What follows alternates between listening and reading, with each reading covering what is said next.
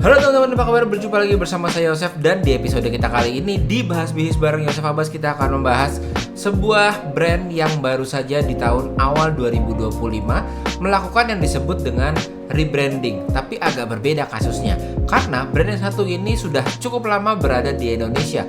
Bahkan katanya berada rebrandingnya ini dibalik dari keputusan untuk tidak melanjutkan dari lisensi yang memang lisensinya ini lisensi internasional yang dibawa ke Indonesia, dan pada akhirnya tadi awal tahun 2025 ini keputusannya sudah bulat, yaitu tidak memperpanjang lisensinya. Ternyata ini begitu kita lihat lebih detail lagi, bukan hanya permasalahan memperpanjang lisensi saja, tapi sebuah bisnis yang ternyata menyadari perubahan di pasar, di market, dan terutama perilaku dari pelanggan dalam pembelian yang mengakibatkan sebuah langkah yang besar yang pada akhirnya diambil oleh brand S Hardware yang sekarang berubah menjadi brand ASKO ini.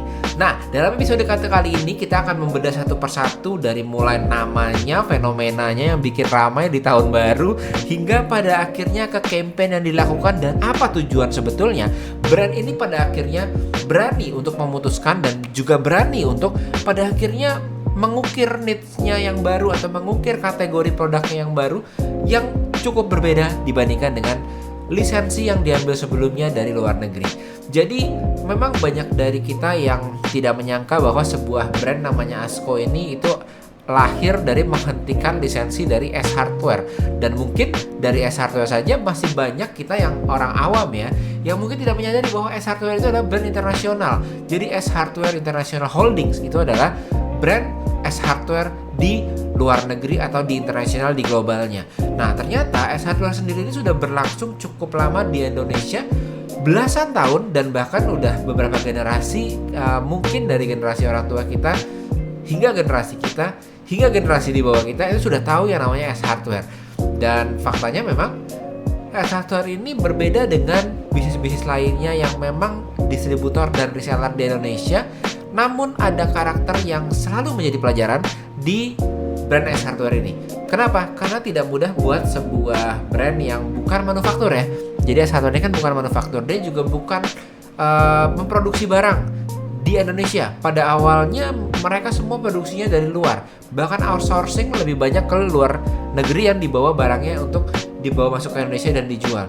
Hingga pada akhirnya di akhir-akhirnya sudah menerapkan sourcing lokal, jadi udah mulai mix ya, bahkan konten lokalnya dikabarkan juga bertambah dari sisi S Hardware-nya. Sehingga pada akhirnya di dalam S Hardware pun ada brand bawaannya dari S Hardware, yaitu Crisbo, yang juga namanya ternyata nama orang Indonesia, yaitu Christian Wibowo, yaitu salah satu orang yang memang pada akhirnya membesarkan S Hardware juga ya. Dan faktanya di beberapa kasus, di beberapa momen saya sendiri selalu mengangkat keunikan dari S Hardware ini. Kenapa? Karena nggak banyak sebuah bisnis yang bisnis modelnya ini distributor, dia bisa membuat sebuah persepsi di market berbeda sehingga pada akhirnya orang bisa ingat S Hardware. Nah, salah satu kekuatan distributor kenapa bisa bertahan selama puluhan tahun seperti itu, belasan tahun seperti itu, ini bukan hanya karena punya capital yang besar sehingga punya modal besar, dia bisa beli barang, stok barang yang dan bisa buka beberapa cabang di Indonesia, lalu stok barangnya dimasukkan ke sana, menyewa di sebuah mall-mall besar yang ada di Indonesia. Bukan hanya itu saja, karena banyak yang bisa melakukan hal yang sama beberapa bisnis lainnya, tapi ternyata nggak bisa survive di hadapan dari market Indonesia yang ternyata juga cukup kompetitif dalam hal belanjanya, terutama alat-alat, barang-barang perintilan dan barang-barang perkakas yang biasanya juga dijual di S Hardware. Nah, perbedaan S Hardware ini sebenarnya sering dibahas karena untuk sebuah brand yang pemilik distributor, S Hardware punya branding yang cukup kuat. Jadi kalau kita punya kekuatan atau kita punya toko atau kita punya distributor, itu biasanya kita kan orang tengah, kita tidak bisa mengontrol produk yang di bagian depan di manufakturnya. Lalu kita juga tidak bisa mengontrol bagaimana cara customer ini itu bisa membeli, karena bisa saja customer ini langsung membelinya itu ke pabrik. Apalagi di era yang sekarang ini ya, era dimana direct factory to consumer, era dimana jalur tengah distributor dan reseller ini makin pendek jaraknya. Nah, di era yang online seperti ini, di era digital seperti ini, biasanya justru orang yang bagian tengah inilah nih yang biasanya akan dipotong jalurnya, sehingga pada akhirnya banyak orang yang langsung menjual direct to consumer. Nah, otomatis kan distributor harus punya perbedaan. Ini juga berlaku buat kamu yang mungkin sekarang posisinya sebagai seorang reseller, sebagai seorang ya orang tengah, ya orang distributor atau agent, atau biasanya kalau kita baru mulai bisnis di online buka toko ya reseller. Kita menjadi resellernya dari sebuah pabrik. Nah, pertanyaannya biasanya namanya reseller pasti dia mengambil dari suatu pabrik, dan orang yang mengambil dari pabrik tersebut itu pastinya nggak hanya kita aja, pastinya ada beberapa orang lainnya, mungkin bukan hanya 1-2. Dan kalau misalnya produknya itu populer, banyak orang yang ambil ke pabrik yang sama. Nah, pertanyaannya hanya satu, bagaimana cara kita seorang reseller, seorang distributor itu bisa membedakan diri dari distributor dan reseller lainnya. Nah, inilah yang biasanya dibahas dan menjadi keunggulan S Hardware.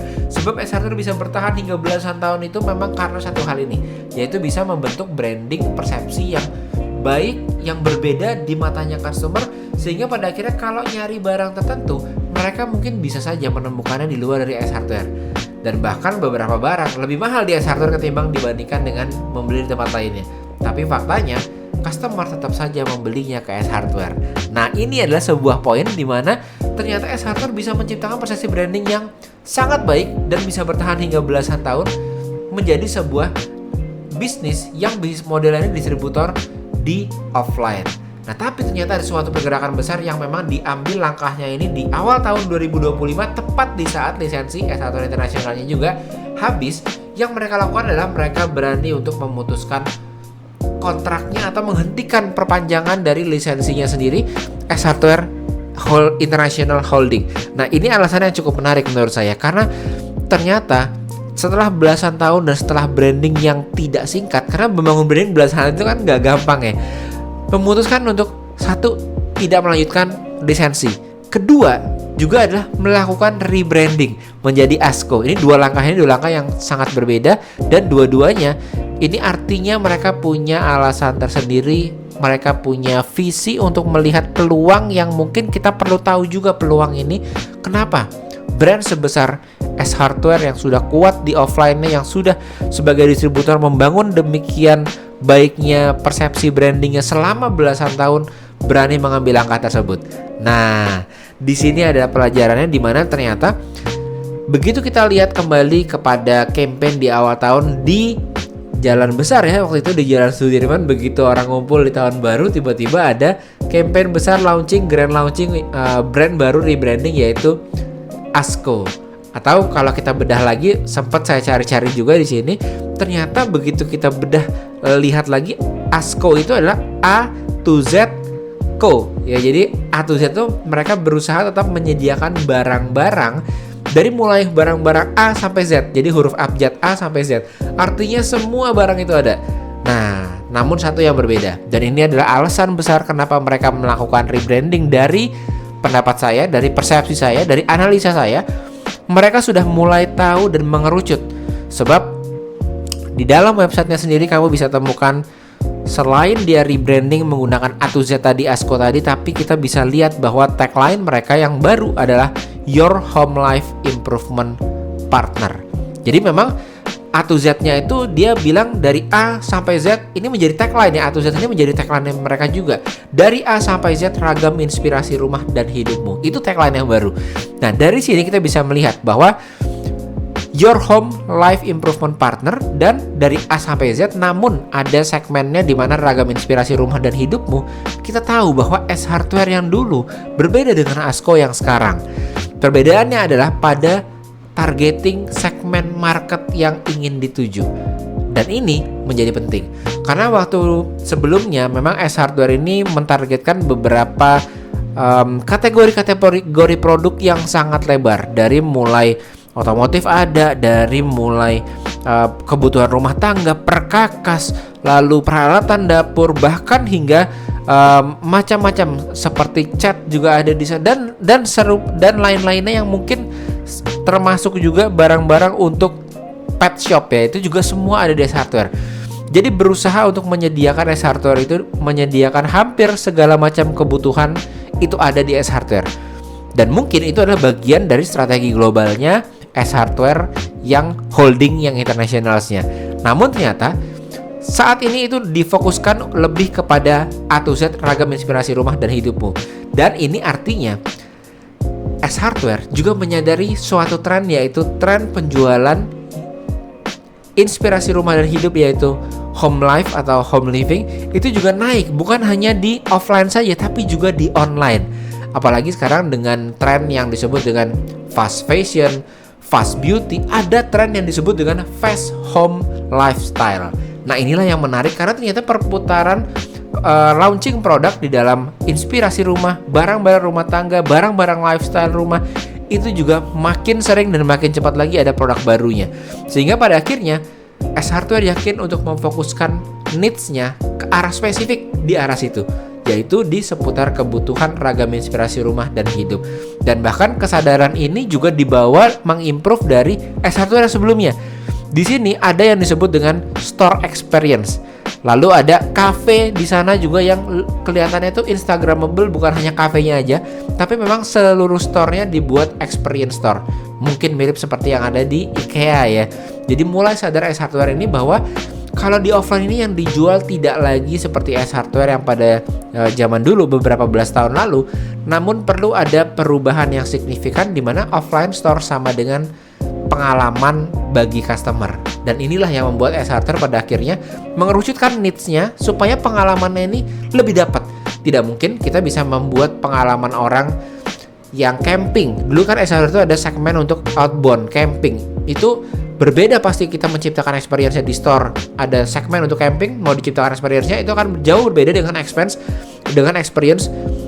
yang menjual misalnya barang-barang sport. Berbeda lagi dengan experience yang bisa diciptakan di offline store jika kita menjualnya barang-barang pet shop ya. Dan S Hardware akhirnya harus memilih segmen di mana dia bisa menciptakan experience sehingga customer bisa merasakan experience-nya pada akhirnya membeli dari S Hardware. Dan yang dipilih adalah segmen home living atau inspirasi rumah dan hidupmu. Nah, strategi rebranding ini memang setelah pemilihan needs kita bisa lihat bahwa S Hardware juga memilih untuk pada akhirnya menggunakan campaign di online untuk meningkatkan brandingnya ke arah yang baru tadi. Dan uniknya sama seperti tren fast fashion, fast beauty yang biasanya dilakukan dengan campaign influencer, KOL dan juga affiliates, ini ternyata S Hardware juga melakukan hal yang sama. Hanya satu yang berbeda adalah mereka mendatangkan banyak sekali influencer dan KOL untuk langsung datang ke dalam store-nya dan mengangkat experience yang baru saja diciptakan oleh S Hardware tadi.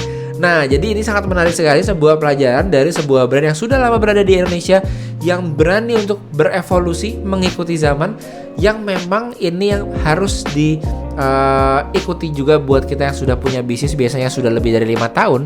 Harus selalu kita ingat bahwa saat kita memulai bisnis di awal, jauh berbeda pengertian kita terhadap customer. Karena waktu kita mulai bisnis itu biasanya kita mengambil apa yang kita selera kita nih menjadi customernya. Kira-kira apa yang kita tidak sukai, apa yang kita sukai, itu diambil dari selera kita sendiri. Tapi begitu kita sudah berjalan 5 tahun bisnisnya, artinya kita sudah jadi berbeda dibandingkan dengan yang awal kita memulai bisnis. Dan biasanya disinilah pentingnya untuk kita belajar perilaku customer di saat ini sehingga bisa memodifikasi bisnis kita ke arah yang baru dan lebih relevan dengan pasar. Semoga ini bisa berguna buat kamu.